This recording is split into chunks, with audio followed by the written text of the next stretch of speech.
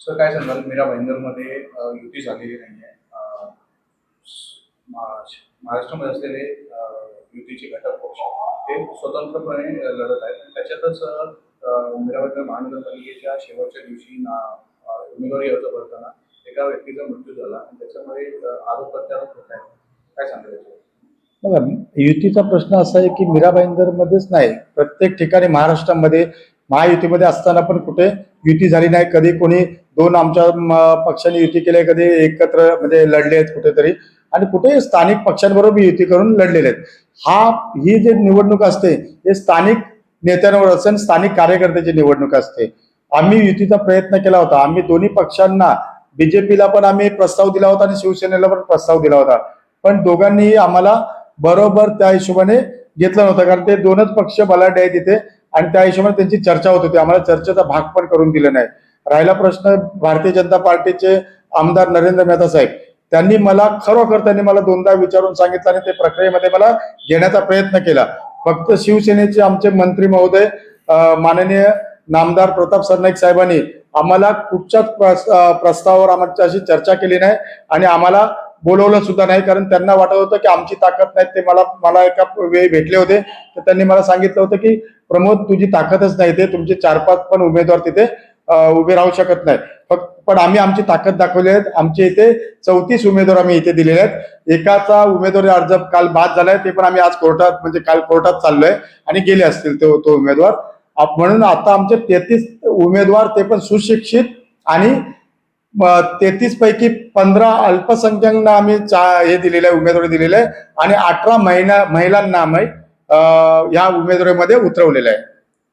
तुमचे एक इच्छुक उमेदवार होते, त्यांना एबी फॉर्म नाकारला म्हणून त्यांना हृदयविकाराचा झटका त्या केंद्रावर आला आणि त्या ठिकाणी त्यांचा मृत्यू झाला. त्यावर काय सांगाल? आरोप प्रत्यारोप होत आहेत राष्ट्रवादी काँग्रेस पार्टी. नाही, खरी गोष्ट आहे. हे आता मी 2 दिवसापूर्वी ऐकतोय. कसं आहे, ते इच्छुक उमेदवार जरूर होते, पण आमच्या पक्षाचे उपाध्यक्ष होते आणि ते आमच्या पूर्ण कोर कमिटीमध्ये दररोज ते आमच्याबरोबर बसायचे. त्यांनाही मी माहिती दिली होती. जेव्हा 9 नंबरमध्ये त्यांनी इच्छुक फॉर्म भरला होता, तेव्हा त्यांना मी माहिती दिली होती की आपल्याकडे 2 नगरसेवक येत आहेत, जे तिथले स्थानिक नगरसेवक आहेत, बीजेपीतून आमच्या पार्टीमध्ये आले. आपल्याला त्यांना उमेदवारी द्यावी लागेल, कारण त्यांचे जनसंपर्क पण आहे आणि ते आपल्याकडे उमेदवारीसाठीच येत आहेत. त्या हिशोबाने त्याची कल्पना आम्ही त्यांना दिली होती.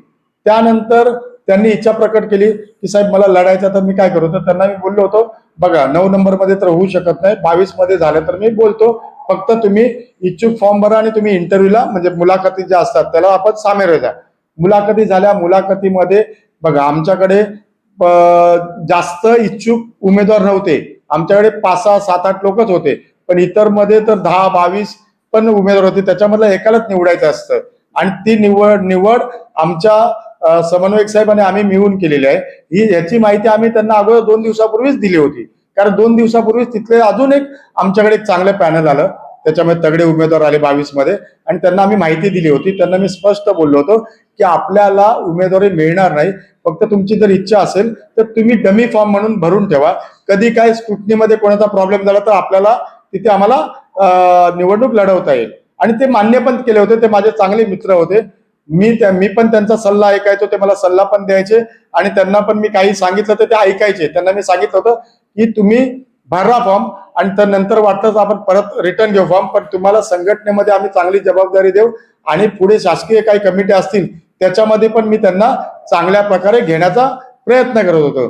तिथे जे नगरसेवक आले होते, माजी नगरसेवक अमजद भाई शेख, त्यांना पण मी त्यांची भेट करून दिली. इथेच आमच्या ऑफिसमध्ये, कार्यालयामध्ये भेट करून दिली. मला वाटतं तेव्हा एबीपी माझा TV9 वाले पण होते. त्यांच्या समोरच मी त्यांची भेट करून दिली आणि त्यांना सांगितलं होतं की आमचे जावेद पठाण साहेब आहेत, ते इच्छुक उमेदवार होते, पण आता त्यांना उमेदवारी मिळणार नाही कारण तुम्ही आल्यामुळं. तर त्यांना तुम्ही चांगला मान सन्मान घेऊन प्रत्येक मिटिंगमध्ये, प्रत्येक स्टेजवर त्यांना बसवायचं, त्यांचा फोटो लावायचा. या पण गोष्टी मी त्यांच्यामध्ये समझोता करून दिला होता. मीरा भाईंदर शहरामध्ये अजून एक राष्ट्रवादी काँग्रेस पार्टीवर आरोप होत आहे की आर्थिक देवाणघेवाण करून उमेदवारांना तिकीट वाटप झाले आहे. बघा, एक जग जाहीर आहे, हे तुम्हाला माहित आहे, पत्रकार बंधूंना आणि इथल्या जनतेला माहित आहे. या आमच्या राष्ट्रवादी काँग्रेस पार्टीची परिस्थिती इथे काय आहे. आम्ही काही सत्तेत नाही किंवा बलाढ्य आम्ही कोणी नाही की आमच्याकडे कोणी पैसे देऊन उमेदवारी मागायला येईल. एक गोष्ट आहे, आम्ही इच्छुक आपण पण तुम्ही सर्वे करू शकता, इच्छुक उमेदवारांना पण तुम्ही विचारू शकता की आम्ही त्यांना इतर पक्षामध्ये जसे विचारत होते की बाबा तुमची आर्थिक परिस्थिती काय, तुम्ही काय खर्च करू शकता किंवा तुम्ही काय करू शकता, त्या पण गोष्टी आम्ही याच्यामध्ये त्यांना विचारलं नव्हतं कोणालाच.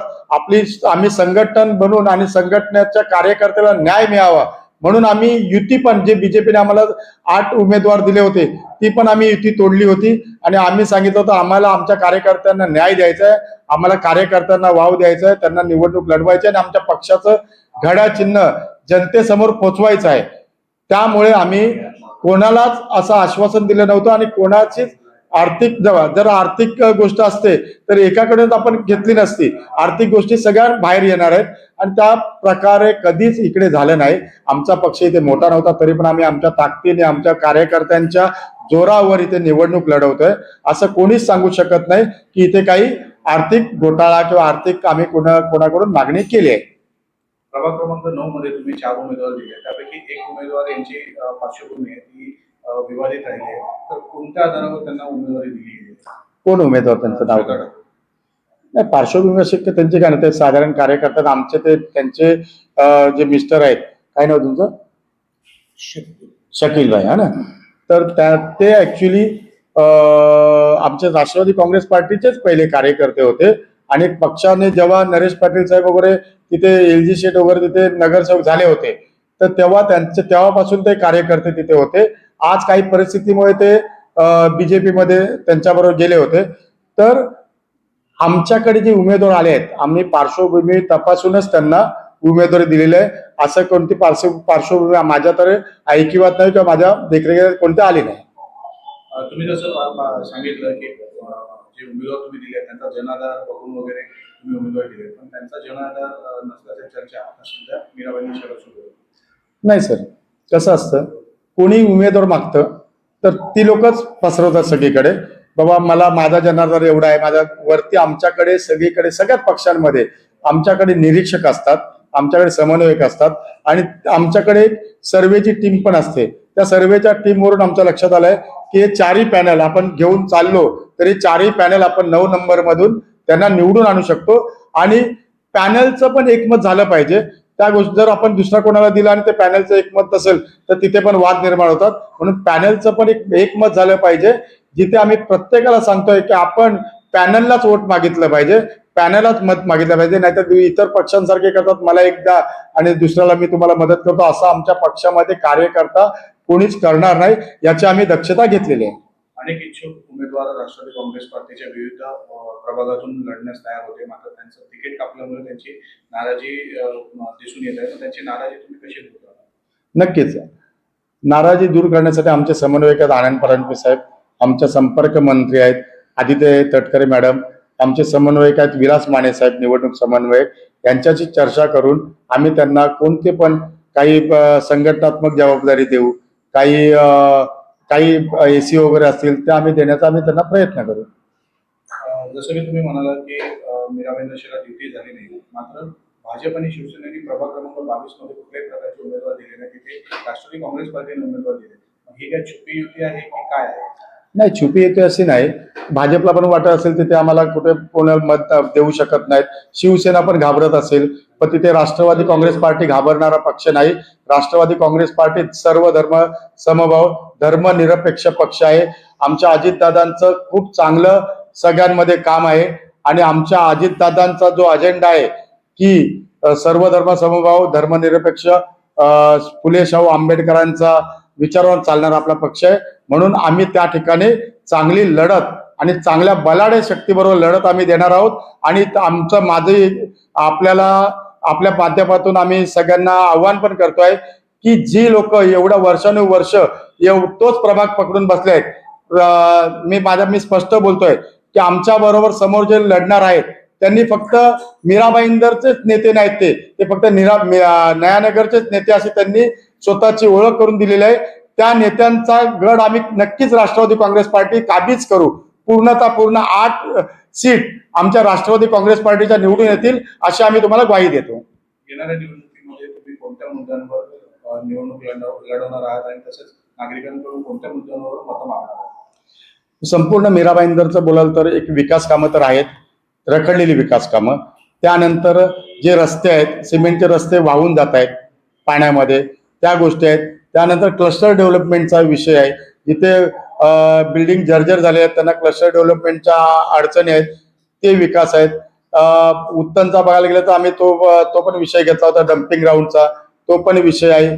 काही आरोग्याच्या समस्या आहेत, ज्यांच्या हॉस्पिटलमध्ये आपल्या आतापर्यंत आपण गेला तर तिथलं शौचालयांची हे घेतलात व्हिडिओ वगैरे, तर आरोग्याचा विषय इथे पूर्णतः गंभीर आहे. त्यात अजून एक विषय असतील की इथे वाढत चाललेली गुन्हेगारी आणि वाढत चाललेल्या ड्रग्स माफिया, त्यांच्यावर ते पण इथे आळा बसवला पाहिजे.